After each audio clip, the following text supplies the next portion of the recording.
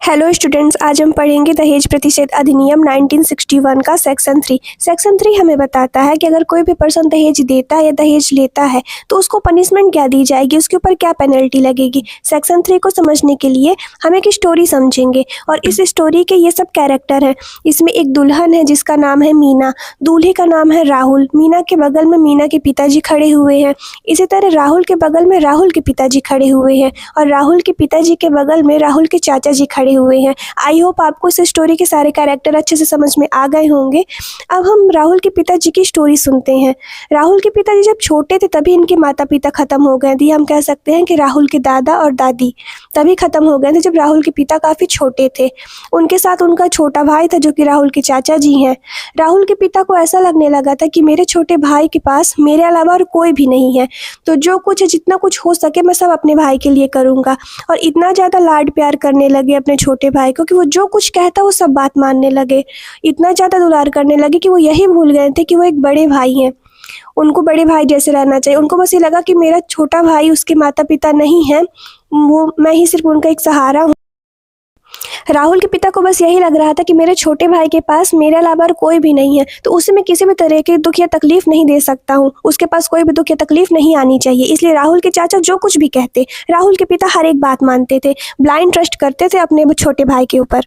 क्योंकि अब राहुल बड़ा हो गया था तो राहुल के पिताजी को अब राहुल की शादी करनी थी। इसलिए राहुल के पिता और राहुल के चाचा जी मीना के घर जाते हैं मीना को देखने। मीना के पिता बहुत बड़े आदमी नहीं थे, लेकिन फिर भी उनसे जितना कुछ हो सका वो उनका स्वागत सत्कार में जो कुछ भी हो सका उन्होंने किया। तभी राहुल के चाचा अचानक से उठते हैं और राहुल के पिता से कहते हैं कि बड़े भैया, मुझे आपसे अकेले में कुछ बात करनी है। राहुल के चाचा राहुल के पिता से अकेले में कहते हैं कि भैया आप लेन देन की बात तो ज़रूर ही कर लीजिएगा। राहुल के पिता बोले मैं कुछ समझा नहीं, लेन देन की बात मतलब। तब राहुल के चाचा कहते हैं कि इसका मतलब ये है भैया कि आप उनसे एक कार और 10 लाख रुपए कैश मांगिएगा। तब राहुल के पिता कहते हैं कि ये तो एक तरह से दहेज मांगना हुआ और दहेज लेना तो गलत बात होती है।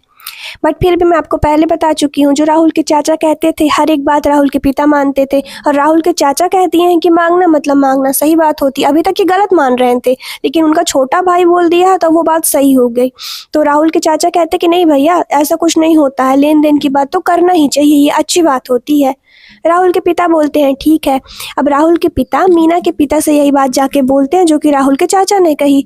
मीना के पिता के पास इतना पैसा तो नहीं था, लेकिन फिर भी उनको भी तो अपनी बेटी की शादी करनी थी, तो कहीं से कर्ज लेके अपनी बहन से उधार लेके जो कुछ भी था किसी तरह वो देने के लिए रेडी हो गए। अब दोनों की शादी तय हो गई। ये है मीना की बुआ। पूरी फैमिली में सबसे बड़ी आदमी यही है। तो मीना की जब शादी हो रही थी तो जो मीना की बुआ हैं वो मीना के लिए एक गोल्ड का नेकलेस लेके आती हैं, एक सोने का हार लेके आती हैं और राहुल के लिए एक सोने की चैन लेके आती हैं और दोनों को गिफ्ट देती हैं और शादी अच्छे से कंप्लीट होती है। अब उसके आगे की स्टोरी सुनिए। ये जो मीना की बुआ है ना, तो मीना के पिता इन्हीं से 10 लाख रुपए उधार लिए थे इनको देने के लिए, जो दहेज ये लोग मांगे थे।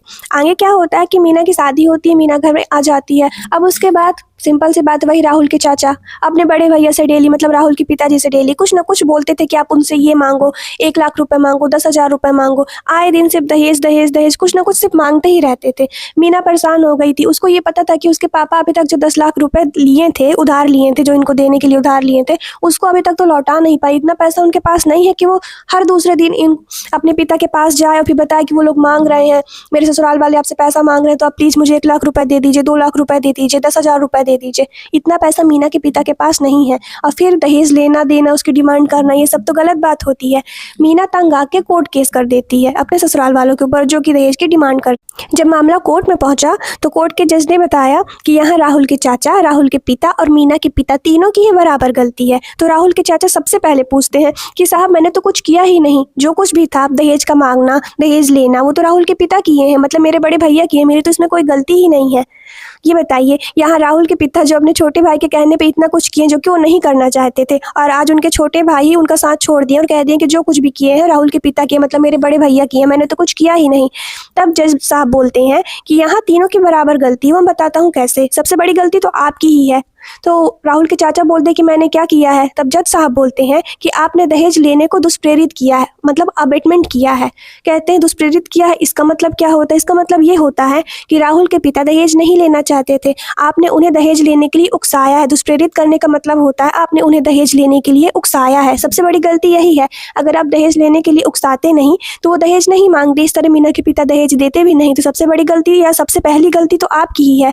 उसके बाद कंटिन्यू जब शादी हो गई थी उसके बाद भी आप डेली अपने बड़े भैया से, मतलब राहुल के पिताजी से कहते थे कि मीना से ये मांगो, मीना से वो मांगो। उकसाने का काम आपने किया, इसलिए सबसे बड़ी गलती आपने ही की है। राहुल के पिता गुनहगार इसलिए हैं क्योंकि उन्होंने दहेज लिया है, और मीना के पिता इसलिए गुनहगार हैं क्योंकि उन्होंने दहेज दिया है। सिर्फ दहेज लेना बस अपराध नहीं है, दहेज देना भी उतना ही अपराध है, इसलिए आप तीनों ही अपराधी हैं।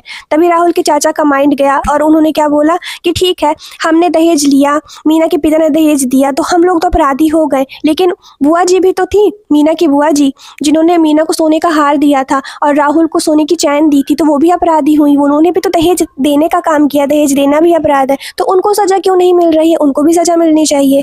तब जज साहब कहते हैं कि राहुल के चाचा जी, आपको दहेज और उपहार में अंतर नहीं पता, दहेज मतलब डॉरी और गिफ्ट में आपको डिफरेंस नहीं पता। तो कहते हैं अच्छा, हम अगर ले रहे, मतलब मीना के पिता दे रहे हैं तो वो दहेज हो गया, और उनकी बुआ दे रही हैं तो वो उपहार हो गया, ऐसे कैसे?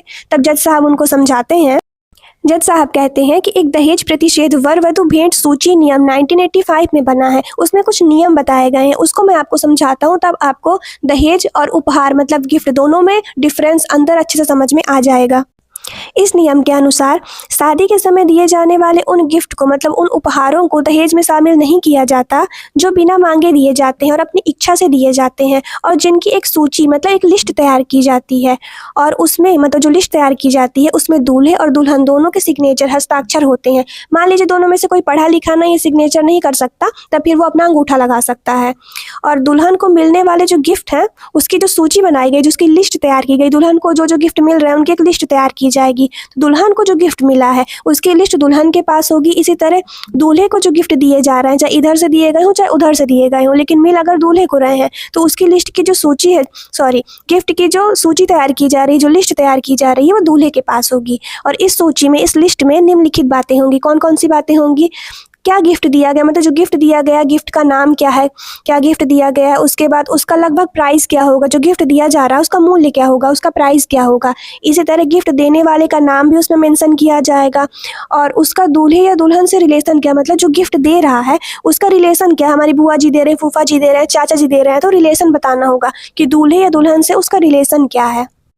यह जो लिस्ट तैयार की जाती है वह शादी के समय या उसके तुरंत बाद तैयार की जानी चाहिए, और रिटर्न में होना चाहिए, नहीं कि सिर्फ हम बोल दिए सामने वाला मान लिया। रिटर्न में होना चाहिए, प्रॉपर उसमें सिग्नेचर होना चाहिए, ये मेंशन होना चाहिए कि क्या गिफ्ट दिया गया, उसका प्राइस क्या होगा, कौन दे रहा है, सब कुछ मेंशन होना चाहिए। तब फिर वो दहेज नहीं कहलाएगा, तब फिर वो गिफ्ट कहलाएगा। लेकिन इसके लिए भी इंपॉर्टेंट क्या है कि अपनी इच्छा से बिना मांगे दिया जाना चाहिए। बुआ जी जो नेकलेस दी थी, जो चैन दी थी, वो मांगा नहीं गया था, वो अपनी इच्छा से दी थी, इसलिए वो गिफ्ट है। उसकी प्रॉपर लिस्ट तैयार की गई थी। अगर मांगने के बाद कोई पर्सन दे रहा है तो फिर हम उसे गिफ्ट नहीं कहेंगे, तब फिर वो दहेज ही कहलाएगा। इसमें एक नोट है कि दुल्हन की तरफ से जो गिफ्ट दिए जाते हैं वह उनकी वित्तीय स्थिति के अनुसार होना चाहिए, रूढ़िगत प्रकृति की होनी चाहिए। इसका मतलब क्या होता है? देखिए, ये बात दूल्हे की तरफ में नहीं मेंशन हो रही है, दुल्हन की साइड से मेंशन हो रही है कि दुल्हन के जो रिलेटिव हैं, जो रिश्तेदार हैं, दुल्हन की तरफ से जो भी गिफ्ट दिया जा रहा है, फिर चाहे दुल्हन को दिया जा रहा हो या दूल्हे को दिया जा रहा हो, तो वो गिफ्ट का प्राइस से हमको ये तो पता चल जाएगा कि सामने वाला पर्सन वो गिफ्ट दे भी सकता था कि नहीं। अब कोई गरीब आदमी है, 10 लाख रुपए दे रहा है किसी को, फिर वो कहते हैं कि हाँ ये तो गिफ्ट, हम इसकी प्रॉपर लिस्ट तैयार किए थे, ये तो दहेज है ही नहीं। भाई पॉसिबल ही नहीं है। जो गरीब आदमी है, जिसका नॉर्मल घर बना हो, वो 10 लाख रुपए कहाँ से पाएगा? इसको हम कहते हैं कि वित्तीय स्थिति, जितनी उसकी हैसियत है उसके अकॉर्डिंग ही गिफ्ट होना चाहिए, वो देख के पता चल जाता है।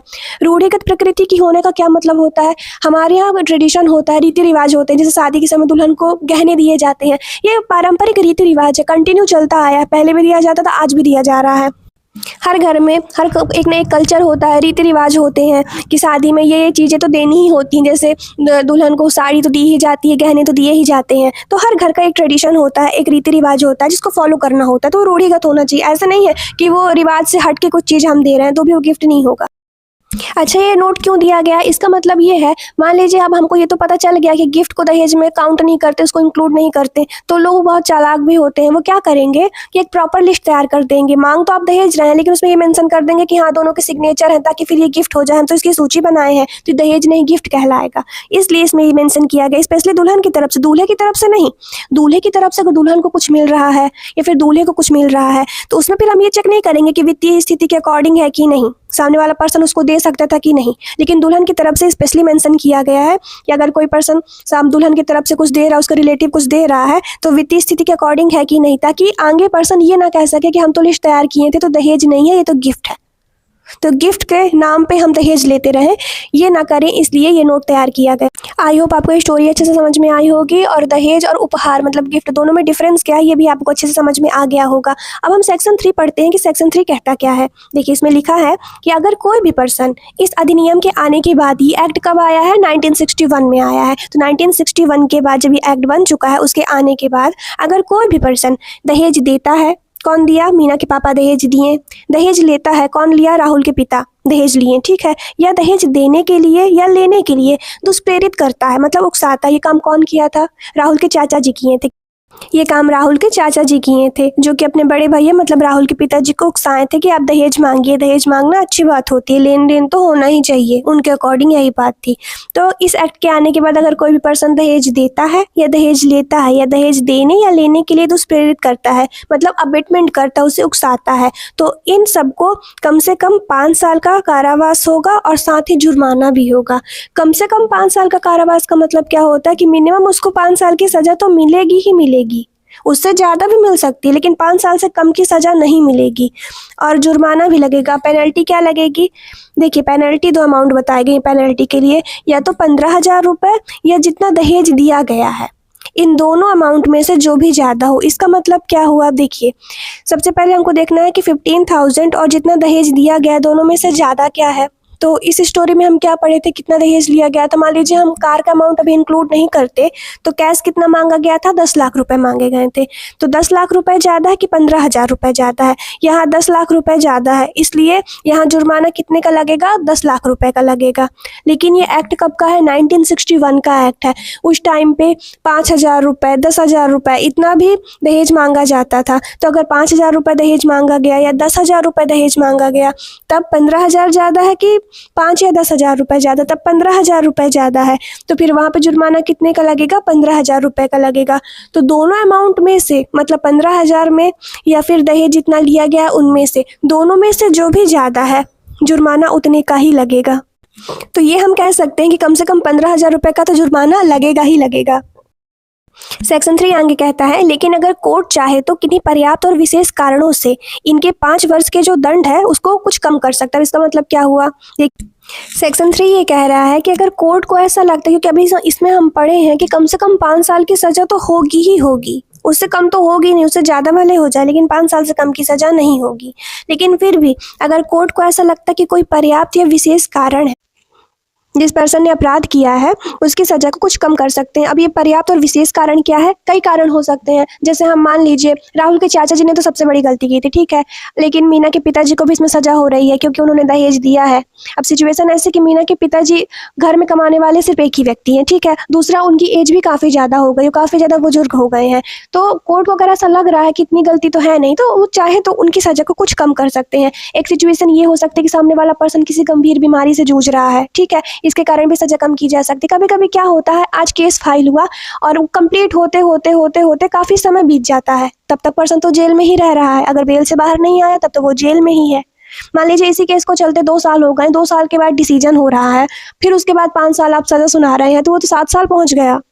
तो जितने टाइम तक पर्सन, जब तक ट्रायल चल रहा है, उस टाइम पीरियड को भी कभी कभी कोर्ट कम कर देती है। तो मान लीजिए 2 साल अगर हुए ट्रायल, तो 2 साल कम कर दिए, तो उसके बाद 3 साल बचे, तो 3 साल की सजा हो गई, तब वो 5 साल की सजा कम हो गई। इसी तरह राहुल के पिताजी की भी इतनी गलती नहीं थी जितनी कि राहुल की चाचा जी की थी। हाँ ठीक है कि सामने वाले के पर्सन की बात में आ गए, उन्होंने गलत किया, इसीलिए कोई एक कारण हम नहीं कह सकते हैं। कोर्ट को ऐसा लगना चाहिए कि कोई पर्याप्त और विशेष कारण है, सामने वाला पर्सन काफ़ी ज़्यादा बुजुर्ग हो चुका है, काफ़ी ज़्यादा बीमार है, या सामने वाले पर्सन की इतनी भी गलती समझ में नहीं आ रही है, या मीना ही कह देती है कि ठीक है अब जो हुआ तो हुआ, अब मैं नहीं चाहती कि इनमें से किसी को सजा हो। कुछ भी सिचुएशन हो सकती हैं, तब कोर्ट को ऐसा लगता है तो कोर्ट उनकी सजा को 5 वर्ष से कम भी कर सकती है।